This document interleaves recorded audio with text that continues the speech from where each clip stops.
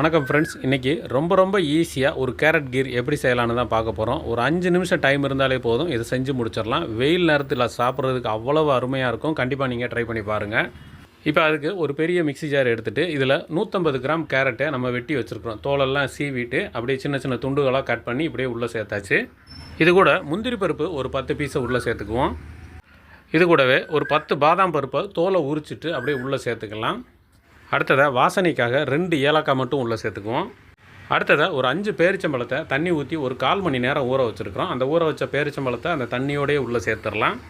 அடுத்ததாக இதுக்கு இனிப்புக்கு பார்த்திங்கன்னா இன்றைக்கி நம்ம தேன் தான் சேர்த்துருக்குறோம். தேன் ஒரு 2 டீஸ்பூன் சேர்த்துக்கலாம். நீங்கள் தேன் இல்லை அப்படின்னா நாட்டு சர்க்கரை இல்லைனா வெல்லம் கொஞ்சமாக மட்டும் தட்டி உள்ளே சேர்த்துக்கோங்க. இப்போ இது கூடவே ஒரு 6-7 ஐஸ் க்யூப்ஸை எடுத்து உள்ளே சேர்த்துருக்குறோம். நீங்கள் ஐஸ் தனியாக ஒரு பாக்ஸில் ஏதாவது போட்டு வச்சுருந்தீங்கன்னா அதை உடச்சிட்டு கூட உள்ளே சேர்த்துக்கோங்க. சேர்த்துட்டு இப்போ இது எல்லாத்தையுமே நல்லா நைஸாக அரைச்சி எடுத்துகிட்டு வந்துடலாம். அடுத்ததாக ஒரு 400 ml ஐஸ் வாட்டர் சேர்த்துக்கலாம். ஐஸ் வாட்டர் சேர்த்து மறுபடியும் 2 சுற்று விட்டு எடுத்துக்கலாம். முதல்ல அதிகமாக தண்ணி சேர்த்துட்டோம்னா அது அறப்படாது. அதனால தான் 2வது நம்ம தண்ணி சேர்த்துருக்குறோம். சேர்த்துட்டு நல்லா இப்போ அரைச்சி எடுத்துகிட்டு வந்தாச்சு.